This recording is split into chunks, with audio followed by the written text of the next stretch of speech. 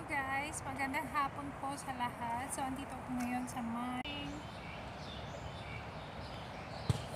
kanina pa pala ako umiikot, hindi siya nag-stop yung aking video. Dami ko nang sinabi mo.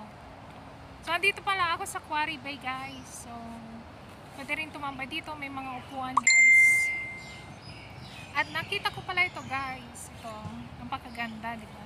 Every December yata meron to guys.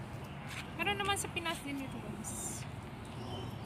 So maganda nga siya guys. Dahil maganda sa mata. Yung kulay pa lang niya nakakaano na stress relief. So mahilig ako sa mga bulaklak guys.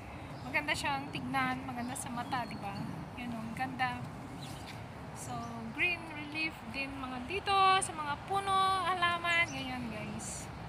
So that's it guys. Thank you for watching.